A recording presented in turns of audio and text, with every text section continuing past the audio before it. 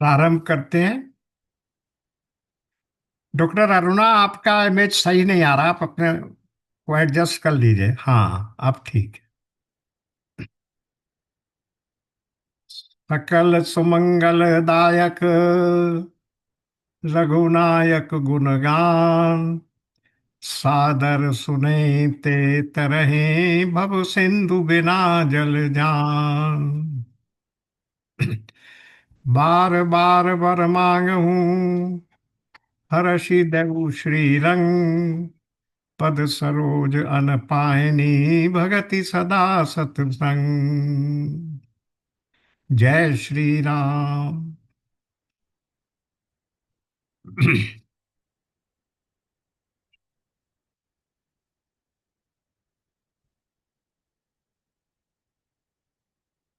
पिछले सेशन में जो दोहा संख्या 20 तक हमने कर लिया था, किष्किंधा कांड, पेज 604। यही पेज है आप लोगों का? फर्क है? हाँ, फर्क है अंकल। 646 है हमारा। अच्छा, तो ये मेरी पुराना एडिशन है, इसका मतलब यहाँ बदल गई है किताब। चलिए, कोई बात। हाँ। तो एनीवे, तो अब दोहा संख्या 20 से चलिए। इससे पहले क्या हुआ था कि सुग्रीव राजकाज में और ऐश्वर्य में अपने भोग में भूल गए थे कि मुझे भगवान का कार्य भी पूरा करना है। इसलिए राम जी ने क्रोधित होकर लक्ष्मण जी को भेजा था कि उसको इस बात का स्मरण कराओ कि उसने भगवान से क्या वायदा किया हुआ था। तो वही सब बात हम लोगों ने देख चुके हैं हम, कि भगवान के लक्ष्मण जी के क्रोध की बात सुनकर वो बहुत भयभीत हो गया। उसने फिर हनुमान जी को तारा के साथ भेजा कि लक्ष्मण जी को प्रसन्न करो। फिर लक्ष्मण जी के साथ लक्ष्मण जी को तारा और हनुमान जी बुलाकर ले आए अपने घर में, महल में, वहां बिठाया। और उसके बाद सुग्रीव आया और उनके चरणों में सिर नवाकर प्रार्थना की, स्तुति की। तब लक्ष्मण जी ने प्रसन्न होकर उसको अपने गले से लगा लिया, हृदय से लगा लिया। और ये भी बताया हनुमान जी ने कि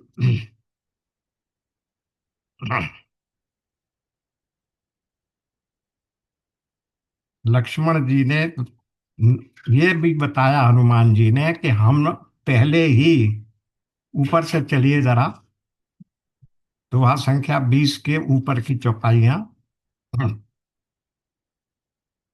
कर बिनती मंदिर ले आए, चरण पखारी पलंग बैठाए, तब कपीस चरणन ही सिर नावा, गहे भुज लक्ष्मण कंठ लगावा। तो उनको घर ले आए और लक्ष्मण जी ने उनके चरणों पर सिर, उस सुग्रीव ने उनके चरणों पर सिर नवाया और लक्ष्मण जी उसको हाथ पकड़कर अपने गले से लगा लिया।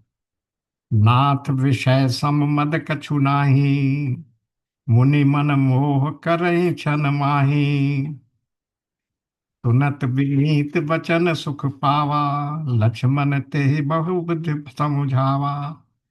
अब यहाँ पर सुग्रीव एक बड़े गूढ़ तत्व की बात कह रहे हैं। वो कह रहे हैं कि लक्ष्मण जी, आप तो जानते हैं कि विषयों के समान मद और मोह में डालने वाला कोई दूसरा तत्व नहीं है। और मुनि तक भी इसके विषय के बंधन में फंसकर मोहित हो जाते हैं। विषय सम मद, यहाँ बात क्या हो रही थी? हनुमान जी, भगवान राम ने कहा कि उससे अब इतना राज्य प्राप्त करने के बाद उसको इतना अहंकार हो गया है कि वो अपने इस प्रकार के मुझसे किए हुए आश्वासन को भूल गया है। तो अब यही कह रहे हैं वो सुग्रीव जी, नाथ विषय सम मद कछु नाही। ये संसार की जो तृष्णा है, यहाँ विषय और भोग और ऐश्वर्य जो मिलता है, उसके तो उसके प्राप्त होने पर उनकी उपस्थिति में आदमी को मद हो जाए, अहंकार हो जाए, मोह हो जाए, ये कोई बड़ी बात नहीं है। ये हो ही जाता है। और इसमें केवल मैं ही दोषी नहीं हूं, बल्कि क्या है, मुनि मन मोह करई छल माहे। मुनियों का, मुनि शब्द का अर्थ क्या है? जिसको मननशील होता है उसको मुनि कहते हैं। जो साधक कर साधना कर रहा है, मननशील है, स्वाध्याय कर रहा है, मुमुक्षु है, उस सबको जनरल शब्दों में मुनि कहा जाता है। तो मुनि मुनि लोग भी जो हैं, साधना में जो लगे हुए हैं, मननशील व्यक्ति भी हैं, इन विषयों के मोह में फंसकर एक क्षण में मोहित हो जाते हैं। मुनि मन मोह करई छन माही। ये विषय मुनियों के मन में भी मोह उत्पन्न कर देते हैं, यानी उन्हें भी मोहित कर लेते हैं, उनको भी अपनी साधना से विरक्त करके अपने उसमें फंसा लेते हैं। सुनत विनीत बचन सुख पावा, लक्ष्मण ते बहि बुध समझाया। ये बात सुनकर लक्ष्मण जी को अच्छा लगा, और उन्होंने, लक्ष्मण जी ने उसको बहुत प्रकार से समझाया कि इतना भयभीत होने की आवश्यकता नहीं है। पवन तनय सब कथा सुनाई, जेहि विधि गए दूत समुदाई। और उसके बाद हनुमान जी ने उन्हें बताया कि हम तो पहले ही दूतों को भेज चुके हैं कि वे सारे वानरों को जहां तहां भी हैं सबको एकत्रित करके लाएं। अब ये कहाँ भेज चुके हैं, देखिए क्या कहाँ पर आया था। पहले आइए, इससे पहले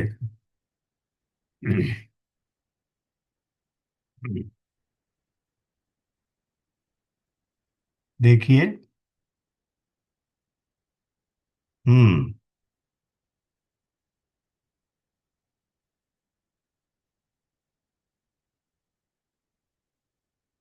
कहाँ? ऊपर 19 के ऊपर।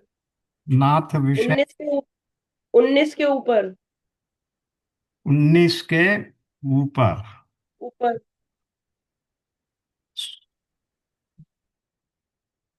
कहूँ पाठ, यस। 19 के ऊपर आया, सुनि सुग्रीव परम भय माना, विषय मोर हरि लीने प्राणा, लीने बयान ज्ञाना। अब मारुत सुत दूत समूहा, पठवऊँ जह तह बानर जूहा। मार हनुमान जी ने पहले से ये व्यवस्था करके, ये सोच कर अपने दूतों को भेज दिया कि जहां जहां हमारे वानर यूथ रहते हैं, यूथ का मतलब ये कि जो सेना के काम में आने वाले हैं, जो यूथपति हैं। यूथ का अर्थ है यूथपति, सेनापति लोग जो हैं, वो अपनी अपनी सेना के साथ उपस्थित हो जाएं। तो जहां जहां वानरों के यूथ रहते हैं वहां दूतों के समूह को भेजो। कहु पाख मह आवहि नहीं सोई, जेई मोरे करता कर बध होई। और उनसे ये कहो, क्या कहो, पवन सुत से कह रहे हनुमान जी कि इन दूतों को भेजो, और उन दूतों के माध्यम से उन सब यूथपतियों को ये सूचना भिजवाओ। क्या भिजवाओ? कहूँ पाख महु आव न जोई। एक पक्ष के अंदर, 15 दिन के भीतर, एक पखवाड़े में जो नहीं आवेगा उसका मेरे हाथों वध होगा।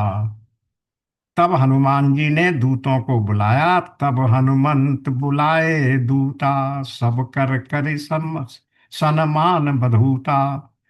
और उन सबका बहुत सम्मान करके उनको भेज दिया कि आप इस तरीके से सूचना देकर सब यूथपतियों को बुलाओ। तो यहाँ पर यही ये कह रहे हैं कि क्या किया उन्होंने कि हमने पहले ही पवन तनय सब कथा सुनाई, क्योंकि दूतों को, वानरों को बुलाने के लिए दूतों को भेजने की बात सुग्रीव ने हनुमान जी के माध्यम से कहलवाई थी। इसलिए हनुमान जी ने ये बता दिया, पवन तनय सब कथा सुनाई, जेहि विधि गए दूत समुदाय, ये बता दिया कि वो दूत किस प्रकार से गए हैं, और वे सारा समुदाय अब इकट्ठा होकर आने ही वाला होगा। सब दिशाओं के दूतों के में समूह गए थे, वो सब हाल सुना दिए। अब इतना सब हो जाने के बाद और लक्ष्मण जी को प्रसन्न करने के बाद क्या हुआ, हर्षि चले सुग्रीव तब, अंगदादि कपि साथ, रामानुज आगे करे, आए जहां रघुनाथ। इतना सब होने के बाद हर्षित होकर अंगद आदि वानरों के साथ और हनुमान और लक्ष्मण जी को आगे करके, रामानुज राम जी के अनुज, लक्ष्मण जी को आगे करके वो सब लोग कहाँ आए, सुग्रीव कहाँ आए, लक्ष्मण जी उनके पीछे, सुग्रीव उनके पीछे अंगद, और अंगद के पीछे हनुमान जी।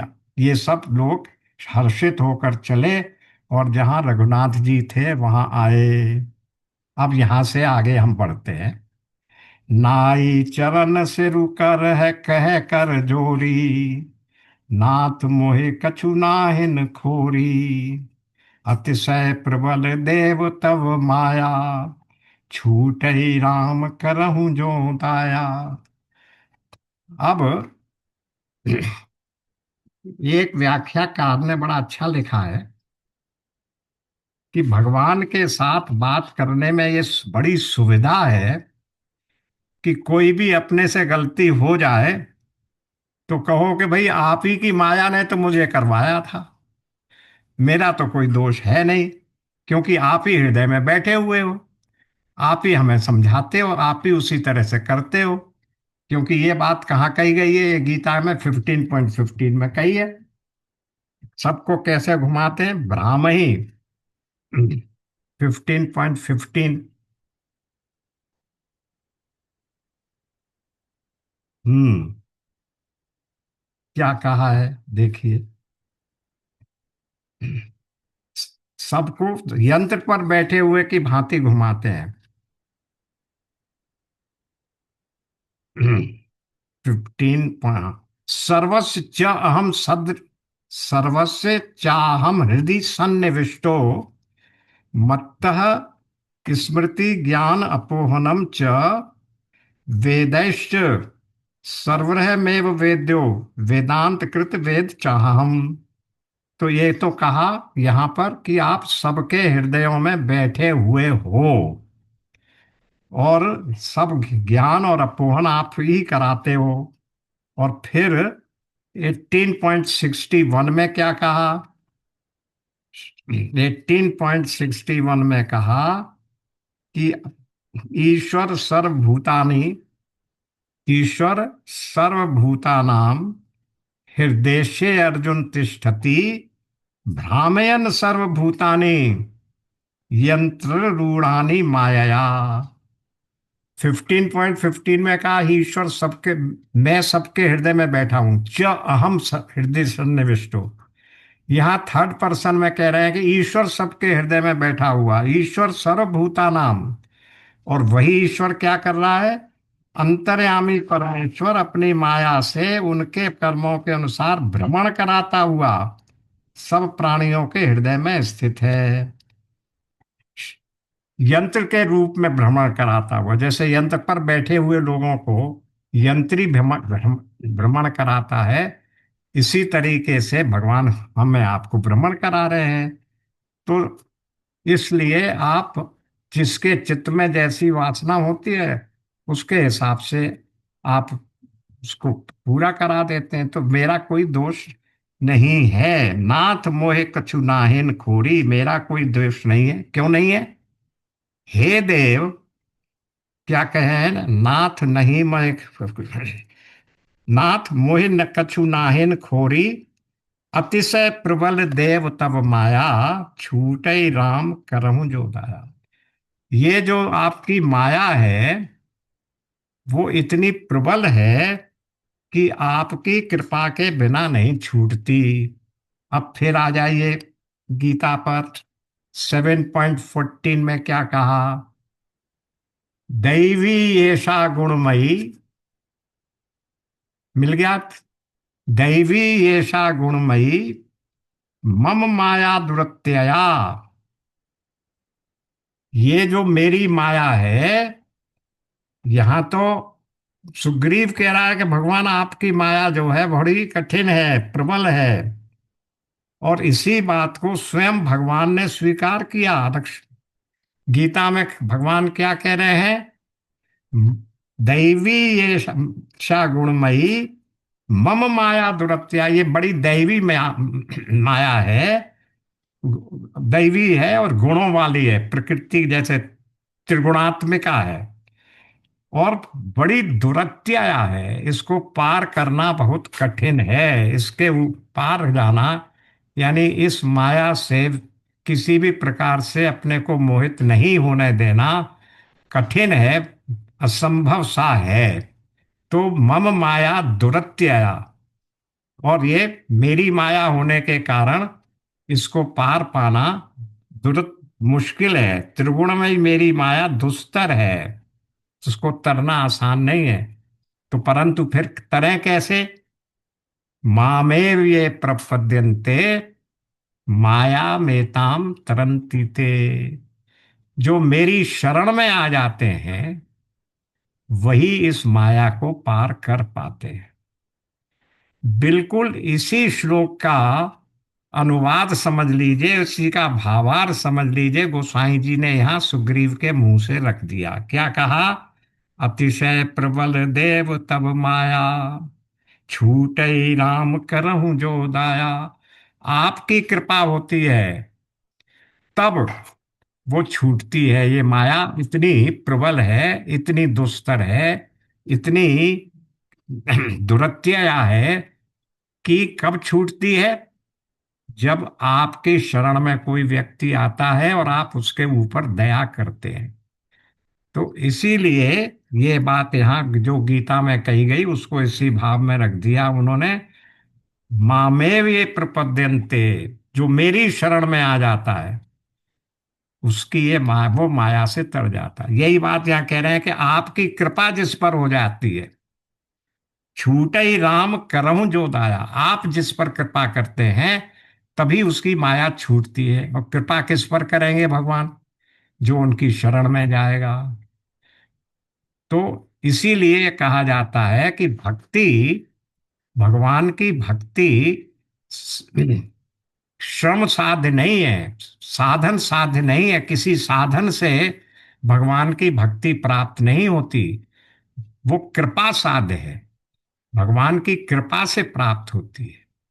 वही ये भी कह रहे हैं, छूट ही राम करहूं जो दाया। फिर जो बात अभी थोड़ी देर पहले हमने पढ़ी, क्या कि सुग्रीव ने वहां भी कहा था, लक्ष्मण जी से भी कहा था कि मुनियों को भी ये मोहवश कर लेती है ये माया, ये संसार।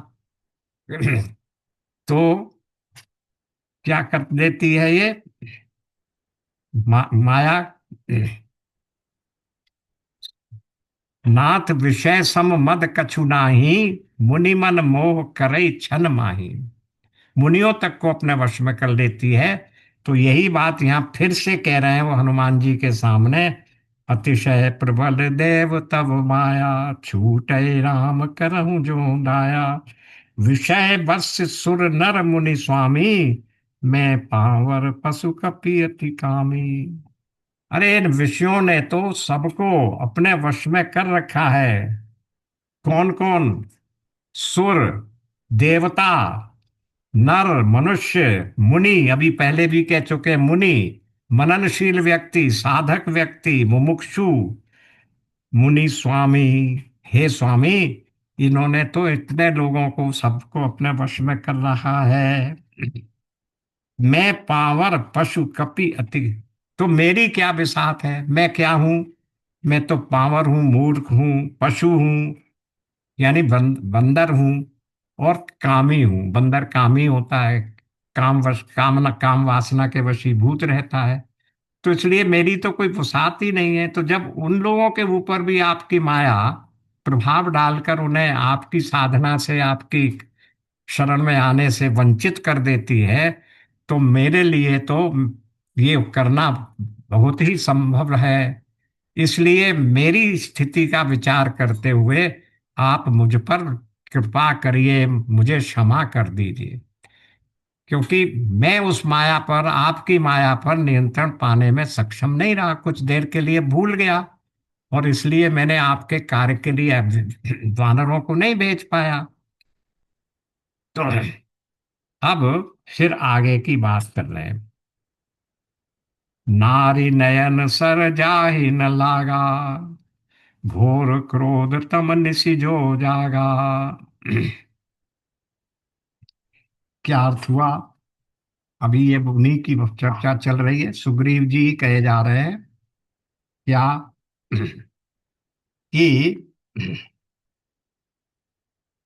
स्त्री का नयन बाण जिसको नहीं लगा, जो भयंकर क्रोध रूपी अंधेरी रात में भी जागता रहता है, यानी क्रोध से अंधा नहीं होता। लोभ पास जेहि घर न बंधाया, सो नर तुम समान रघुराया। हे भगवान, जिन व्यक्तियों को नारियों ने, यानी स्त्री के विषयों ने नहीं घेरा, और जिसको क्रोध से अंधा नहीं हुआ, यानी काम और क्रोध, सीधी बात है, मान लीजिए, विषय, नारी नारायण सर जाहि ना लागा, विषयों का और क्रोध, विषय, काम क्रोध मद लोभ मोह, जो हमारे छह शत्रु हैं, उन्हीं की बात यहाँ संक्षेप में उसने कह दी। देखिए, तीनों बात, यानी नारी नयन सर, नारी के नेत्रों से निकलने वाला बाण, यानी काम, कामना, काम। फिर घोर क्रोध तस तम निशिजो जागा, और क्रोध की अंधेरी रात में भी वो जागा, यानी जिसके ऊपर क्रोध का प्रभाव नहीं हुआ। तो काम और क्रोध हो गए। लोभ पास जेहि घर न बंधाया, और जो व्यक्ति लोभ के चक्र में नहीं फंसा, सो नर तुम समान रघुराया। जो व्यक्ति काम क्रोध मद लोभ मोह इत्यादि, जो हमारे जीवन के अंतःकरण के छह शत्रु हैं, वो व्यक्ति जो उनके चक्र में नहीं फंसा, वो तो फिर आपकी शरण में आ ही जाएगा। तो इसलिए मुझे अगर उस माया ने, कामना ने, क्रोध ने, मोह ने वशीभूत कर लिया, तो मैं क्षमा करने के योग हूं। और ये कारण, ये शक्ति, कि काम क्रोध लोभ इत्यादि जो षट शत्रु हैं, वो हमारे ऊपर शासन नहीं कर पाए, हमें अपने वश में न कर लें, ये शक्ति आती कहाँ से है? यह गुण साधन तय नहीं होई, तुमरी कृपा पाव कोई कोई। ये जो गुण है, कौन सा गुण? काम क्रोध इत्यादि के ऊपर विजय प्राप्त करने का, ये क्या होता है? साधन से नहीं आता, आपकी कृपा से भी आता है। तुमरी कृपा पाव कोई नोई, तुम्हारी कृपा से ही किसी किसी में ये शक्ति, ये ये शक्ति, ये भावना कि मुझे इन सब से ऊपर उठना है, किसी किसी में ही आती है। अब ये बातें वो कर रहे हैं। काम क्रोध लोभ के वश में जो नहीं हुआ, वो मानो महान व्यक्ति है, महापुरुष है, और आगे के लिए वो भगवान की प्राप्ति कर सकता है। पर ऐसा करने में भी हर एक में ये गुण नहीं आता, साधन से गुण नहीं आ सकता। ये भक्ति भगवान की और इन शत्रुओं के ऊपर विजय प्राप्त करने की शक्ति भी भगवान की कृपा से ही होती है। तुम्हारी कृपा से ही ये किसी किसी को मिलती है।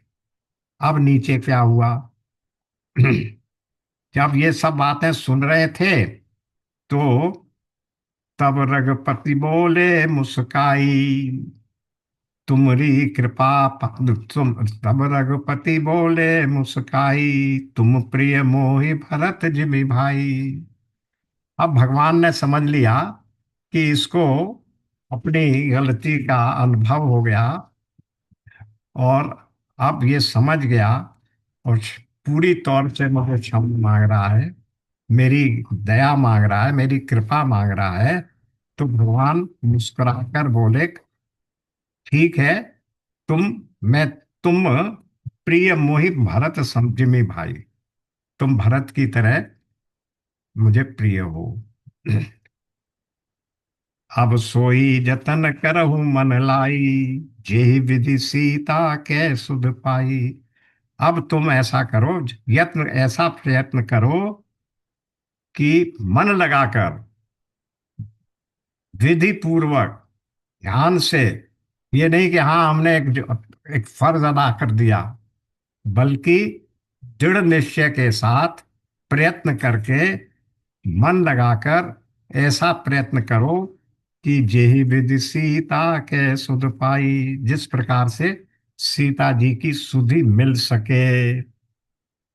अब आगे देखिए, यह विधि यही विधि होत बत कही, आए वानर जूत, नाना वरन सकल दिशि, देखें कीस बरूत। ये बातें चल ही रही थी। क्या होगा? ये बातें चल ही रही थी, तब तक क्या हो गया? झुंड के झुंड बानर, यूथ बानर आ गए, नाना रंग के। कैसे? ये नाना वरन, वरन का मतलब यहाँ रंग हो गया। नाना वरन सकल दिशि, अलग अलग दिशाओं से, सभी दिशाओं से अलग अलग प्रकार के वानर आ गए। अब ये बात क्यों आ गए कि उसी दिन वो 15 दिन पूरे हो रहे थे, जिस 15 दिन की बात का वो देकर, आदेश देकर उनको बुलाया गया था। जहां पहले कहा था ना कि आ जाओ एक पखवाड़े के 15 दिन के अंदर, और जो नहीं आएगा उसका मैं वध कर दूंगा, तो वो 15 दिन आज पूरे हो रहे थे, जब यहाँ भगवान राम और सुग्रीव के बीच में वार्ता चल रही थी। तो उसी समय पर वो सबके सब दूत आ गए। सारे के सारे बानर उसी समय इकट्ठे हुए। अब क्या हुआ? बानर कटक उमा में देखा, सो मूरख जो करन चह लेखा। अब शिव जी कथा सुना रहे हैं पार्वती जी को। तो वो कह रहे हैं कि पार्वती, उमा, मैंने ये वानरों की सेना देखी है, देखी थी, और वो मूर्ख है जो करण चय देखा, और वो व्यक्ति मूर्ख है जो सेना की संख्या की गिनती करने की चेष्टा करता हो। तो इनकी सेना की, इन वानरों की संख्या की गिनती नहीं हो सकती। क्यों नहीं हो सकती? कितने हैं? 18 पदम। पदम का मतलब क्या? लाख, करोड़, अरब, 10 अरब, खरब, खरब के बाद पदम। तो 18 पदम इनकी गिनती है। और ये यूथपति थे, ये तो सेनापति लोगों में से थे। बाकी बानर तो ऐसे थे कि पूरी सकल दिशाएं भर गई। वह मूर्ख है जो उनकी गिनती करना चाहता है, उनकी गिनती नहीं हो सकती। अब आगे की पंक्ति देखिए। आई राम पद नावहि माथा, निरखी बदन सब होई सना था। अब वे जितने भी आए वो आकर सब श्री राम के चरणों में सिर झुकाते हैं और उनके सुंदर मुख को देखकर अपने आप को भाग्यशाली समझते हैं। हम सनाथ हो गए, आज हमें नाथ मिल गया, हमारा नायक मिल गया। तो अस कपि एक न निरखि बदनु सब होहे सना था। इतनी बात हो गई, सबके सबको बड़ी प्रसन्नता हो रही है, अपने को भाग्यशाली मान रहे हैं। और भाग्यशाली क्यों मान रहे हैं? दर्शन कर रहे हैं, उनके चरणों में नवा सिर नवा रहे हैं। तो ऐसा नहीं है कि भगवान उनको आशीर्वाद नहीं दे रहे हों। नीचे की पंक्ति देखिए। अस कपि एक न सेना माही, राम कुशल जहि पूछी नाही। एक भी ऐसा वानर नहीं रहा सेना में, ये जो सेनापति आए थे, जिनको जिनकी कुशली जिनकी कुशल भगवान ने व्यक्तिगत रूप से हरेक से नहीं पूछी हो। यानी एक एक वानर से भगवान ने उनकी कुशल पूछी, यानी सबको आशीर्वाद दिया, उनको सबसे व्यक्तिगत रूप से उनसे भेंट की। अब प्रश्न ये है कि ऊपर की पंक्ति में तो कह चुके हैं शिव जी की गिनती नहीं की जा सकती थी, इतने आए। तो क्या भगवान राम इतने को, जो अनगिनत थे, असंख्य थे, एक एक करके देते रहे अपने आशीर्वाद और उनकी कुशल क्षेम पूछते रहे, तो जने कितने दिन लग गए होंगे। तो इस बात को समझाने के लिए इस बात को यूं समझिए कि अगर वानर असंख्य हैं तो भगवान क्या है? भगवान तो सर्वज्ञ हैं और सर्वव्यापक हैं। तो हर एक वानर के सामने एक एक राम का रूप रख के भगवान उपस्थित हो गए। उनको क्या देर लगती है? यही बात फिर से आएगी अभी आगे। जब राम का राज्य रावण का वध करने के बाद, लंका विजय के बाद भगवान जब अयोध्या पहुंचते हैं, तो अयोध्या का एक एक व्यक्ति उनके दर्शन करने के लिए उनके सामने आता है। और वहां क्या लिखा है कि जो जिसका जैसा यथा योग है, भगवान उसको उसी प्रकार से मिल रहे हैं। बच्चों से बच्चों की तरह, समवयस्कों से अपने तरह से, और जो वृद्ध हैं, आदरणीय हैं, गुरुजन हैं, उनको उसी प्रकार से सादर सम्मान दे रहे हैं। लेकिन कैसे दे रहे हैं? क्योंकि हर एक व्यक्ति के सामने एक एक रूप होकर भगवान ने सबको यथा योग्य सम्मान दिया। क्योंकि उनको क्या देर लगती है असंख्य रूप दिखाना? जब जो विश्व रूप दिखा सकते हैं अर्जुन को, तो उनको विश्व रूप में इतने अनेक असंख्य अनंत रूप धारण करने में भी क्या देर लगती है? तो अनंत नहीं है, असंख्य ही है। तो हर एक वानर के लिए भगवान ने एक एक रूप इस प्रकार से धारण कर लिया। ये बात शायद आप लोगों ने नहीं नोटिस की होगी। जब चित्रकूट की सभा का भी वो आया था संदर्भ, तो वहां क्या बताया गया था कि उनके चारों ओर मुनिगण बैठते हैं उनकी उपदेश को सुनने के लिए। लेकिन सबको ये लगता है कि भगवान हमारे ही सम्मुख है। भाई, अगर आप उनकी पीछे की तरफ बैठे हैं, साइड में बैठे हैं, तो आप ये कैसे समझ लेंगे कि भगवान तो मेरे सामने ही बैठ के मुझे उपदेश दे रहे हैं, या मैं वन टू वन उनका उपदेश सुन रहा हूँ, आमने सामने बैठा हूँ। तो वो जो आमने सामने बैठने वाली स्थिति भी कैसे आ रही है? क्योंकि भगवान स्वयं इतने रूप धारण करके वहां हम उन सब मुनिजनों को संतुष्ट करने के लिए, अपना आशीर्वाद देने के लिए अपने रूप को इस तरह बना लेते हैं कि सबके सामने उनका रूप दिखे। तो ये तो भगवान की क्षमता है और भगवान की करुणा है कि अपने चाहने वाले को भगवान कितने भी रूप धारण करके और किसी भी रूप को धारण करके उसकी प्रार्थना को संतुष्ट करते हैं। तो ये हो गया, एक एक को दी राम कुशल जय पूछी नाई। अब नीचे स्वयं गोसाई जी ने स्पष्ट कर दिया है, यह कछु नहीं प्रभु कई अधिकाई, विश्व रूप व्यापक रघुराई। ऐसा करना कोई बहुत बड़ी बात नहीं है, प्रभु के लिए कोई बहुत अधिक बड़ी बात नहीं है, क्योंकि भगवान तो विश्व रूप है, सब जगह छाए हुए हैं, व्यापक हैं। इसलिए उन्होंने हर जगह अपना अपना वो रूप प्रकट कर दिया। ठाड़े जह तह आय सुपाई, कह सुग्रीव समय सब जाई। अब जहां जहां खड़े हुए थे वानर, खड़े हैं, अब सब जहां जहां खड़े हैं वहां आयसु, अब आज्ञा प्राप्त कर रहे हैं किससे? सुग्रीव खड़े हुए और उन्होंने सबको समझाया। कह सुग्रीव सबहि समुझाई, राम काज अरु मोर नेहोरा, वानर जूथ जाहु चहु ओरा। अब इतने वानर यूथ आ गए थे, उन सबको समझाया। सुग्रीव समझा रहे हैं और आदेशित कर रहे हैं। क्या कह रहे हैं? राम काज अरु मोर नेहोरा।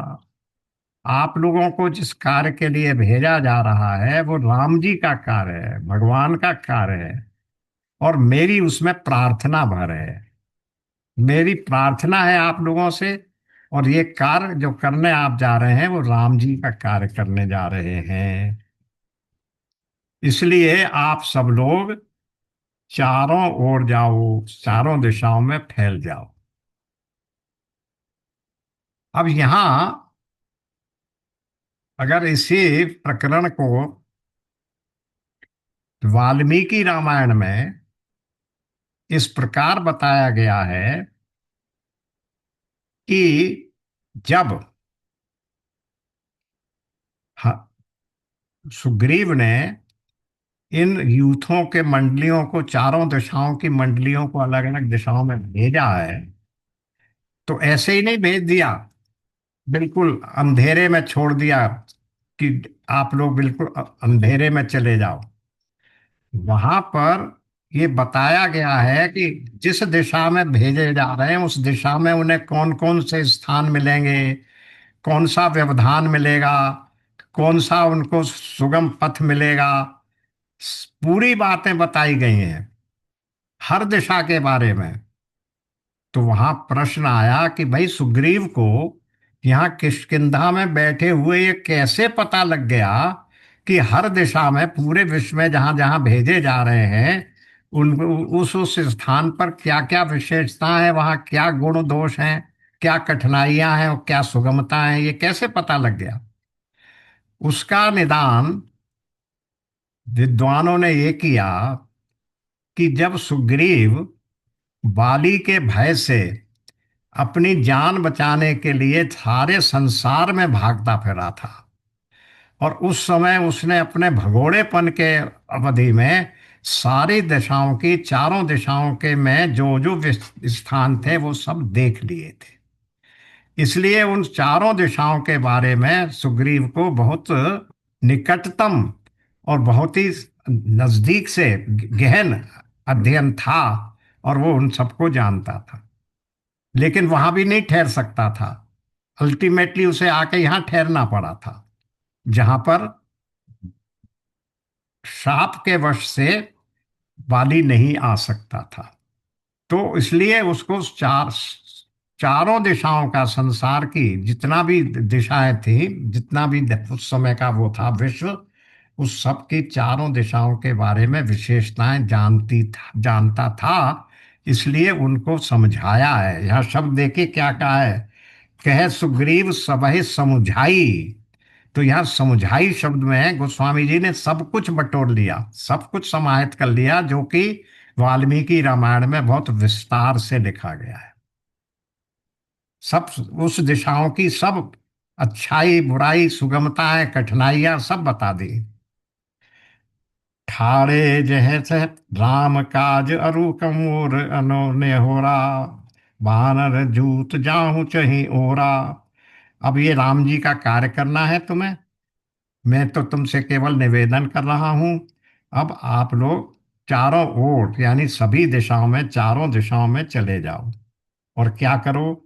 जनक सुता कहूँ खोज जाई, मास दिवस महे आयऊ भाई। जनक जी की जनक सुता यानी सीता जी की खोज करके लाओ। कहूँ खोज जाए, खोजने के लिए जाओ। और मास दिवस मह आयु भाई, और 1 माह के अंदर आप वापस आ जाइए। जनक सुत अ- अवधि मेटि जो बिनि सुध पाए, आवै बने ही सो मोहि मराए। और इस अवधि के पार होने के बाद उनकी सुधि, उनका पता लगाए बिना जो आएंगे, आवै बने सो मोहि मराए, वो मेरे द्वारा मारे जाएंगे। वचन सुनत सब बानर, जह तह चले तुरंत। तब सुग्रीव बुलाए अंगद नल हनुमंत। सारे बानर और उनके सेना नायक अलग अलग दिशाओं में चले गए, चारों। तब सुग्रीव ने किसको बुलाया? अंगद, नल, हनुमंत और जामवंत। उनको क्या कहा? सब उनके चले गए। वे सब लगा दिया। अब सुग्रीव ने जामवान, हनुमान, ये सब लगा दिए गए कि गिरे। अब क्या हुआ? तब सुग्रीव बुलाए अंगद नल हनुमंत। अब जहां जहां आदेश प्राप्त करके खड़े हुए वो सब चल दिए। अब क्या होता है कि सुग्रीव जी ने अंगद और हनुमान जी को, नील, अंगद और हनुमान के साथ जामवंत जी को उस मंडली का, उस टुकड़ी का नायक बनाकर भेजा। तो कौन गए? अंगद। अंगद तो राजकुमार थे, इसलिए वो भेजे गए। उनके साथ हनुमान जी थे और जामवंत जी थे। जामवंत क्या है? जामवंत ब्रह्मा जी के अवतार हैं, इसलिए वो ज्ञानी और ध्यानी दोनों हैं, मतलब धैर्यवान भी हैं और ज्ञानी भी हैं।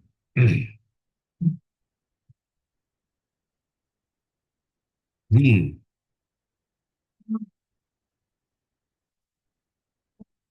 देखिए, आगे पढ़ते हैं यहाँ। बानर जहां तहां चल के पड़ते, इसके बाद सुग्रीव ने क्या किया? इनको बुलाया और चौपाई पढ़िए। सुनहु नील अंगद हनुमाना, नील अंगद हनुमाना, जामवंत मति धीर सुजाना। सकल सुभट मिली दक्षिण जाऊ, सीता सुधि पूछे सब काऊ। इस एक टुकड़ी को उधर भेजा, जिसकी अध्यक्षता कर रहे थे कौन? अंगद, क्योंकि वो राजकुमार थे। फिर हनुमान जी और उसमें जामवंत जी। हाँ, रख दे कल के लिए। हाँ। सकल सुभट मिली दक्षिण जाऊ, सीता सुध पूछे सब भाई। आप बहुत लोग सभी सुभट हैं, बहुत बलवान लोग हैं, इसलिए आप लोग दक्षिण की ओर जाइए और सीता की सुधि सब जगह से पूछकर सुधि बताइए।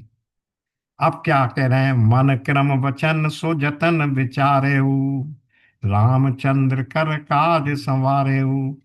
मन, क्रम और वचन से, अपने कार्यों से, मन से, कर्म से और वचन से आप क्या करें? विचार करके रामचंद्र जी के कार्य को किसी भी तरह पूरा करके लाइए।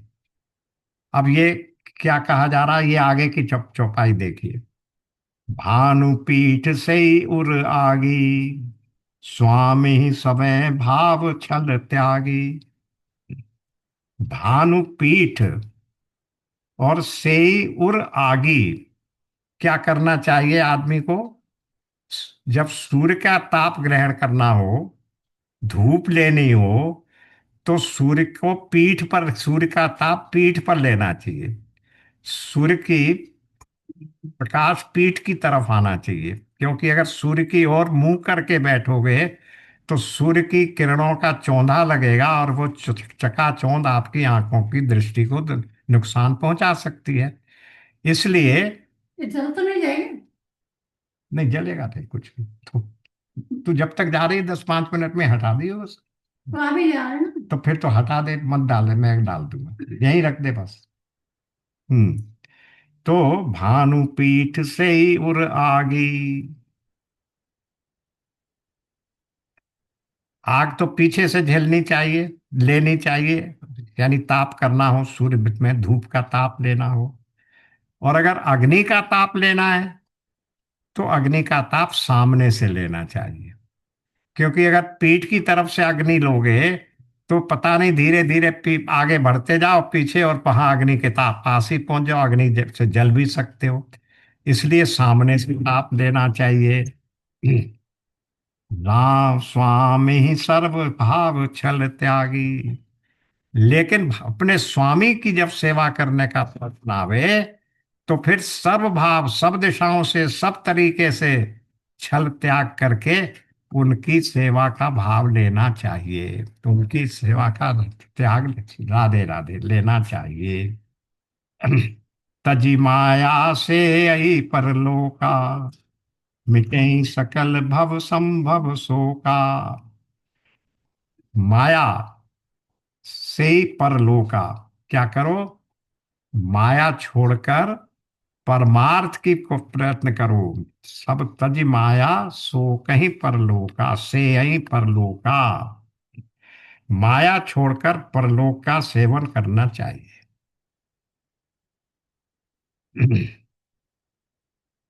स्वामी का सेवन सब तरफ से करना चाहिए। आग का सेवन सामने से, सूर्य की आग ताप का सेवन पीछे से, लेकिन स्वामी का सेवन सब ओर से करना चाहिए। और ऐसा नहीं कर लेते हैं तो कोई फल भी नहीं मिलता और अपराध भी बन जाता है। अब माया छोड़कर परलोक का सेवन करना चाहिए। यहां माया का अर्थ क्या है? माया है अविद्या, और परलोक का अर्थ है परमार्थ, यानी तत्व ज्ञान के द्वारा अविद्या का नाश करके परमार्थ रूप से रहना चाहिए। परमार्थ का अनुभव करना चाहिए। तब भव सागर के जितने दोष हैं, इस संसार के जितने दोष हैं, जन्म मरण के जितने भी शोक हैं, वे सब मिट जाते हैं। और फिर आगे क्या कहा उन्होंने? ये तो इतना शिक्षा दे दी उनको ही, अब ये जाने वालों को शिक्षा दी जा रही है। धे धरे कर यह फल भाई, भजियु राम सब काम बेहाई। और देह धरे का, इस मनुष्य मानुष तन का, बड़े भाग मानुष तन पावा। उस मानुष तन के पाने का यही फल है कि क्या करो? भजिए राम सब काम बिहाई। सब कामों को छोड़कर राम जी का राम नाम का ध्यान करो, राम नाम का भजन करो। सोई गुणज्ञ सोई बड़ भागी, जो रघुवीर चरण अनुरागी। तो सब कामना छोड़कर भगवान राम जी का भजन करो। संसार का भजन करना ये मनुष्य जीवन का फल नहीं है। वही गुणज्ञ है और वही बड़भागी है जो रघुवीर के चरण कमलों का अनुरागी है। अब एक और आश्चर्य की बात देखिए, क्या क्या ये सब ये अभी क्या हो रहा है, सुग्रीव इन किनको, इन चारों को, कौन कौन है उसमें चार, स- सबसे आगे कौन है, अध्यक्ष, अध्यक्ष तो हैं अंगद, क्योंकि वो हैं राजपुत्र है, राजकुमार हैं। फिर ब्रह्मा जी, उसके बाद हनुमान जी, उसके बाद नील, इतने लोग हैं वहां। नील अंगद हनुमाना जामवंत मति धीर समाना। अब ज्ञानी, और फिर क्या कह रहे हैं, यही ज्ञानी है, और यही भगवान का चरण कर रहा है। सोई गुणज्ञ सोई बड़भागी, जो रघुवीर चरण अनुरागी। ये हो गया। अब आगे देखिए, आयसु मांग चरण सिरुनाई, चले हर्षि सुमिरत रघुराई। क्या किया, आज्ञा मांगकर, चरणों में सिर रखकर आज्ञा मानकर, हर्षि सुमिरत चले रघुराई। भगवान को याद करते हुए हर्षित होकर चले। पर कब चले, पहले उनकी चरणों में सिर नवाया और फिर उनसे आज्ञा मांगी। अब यहां एक बात ध्यान देने की है कि ये पंक्ति केवल इसी टुकड़ी के लिए लिखी गई है।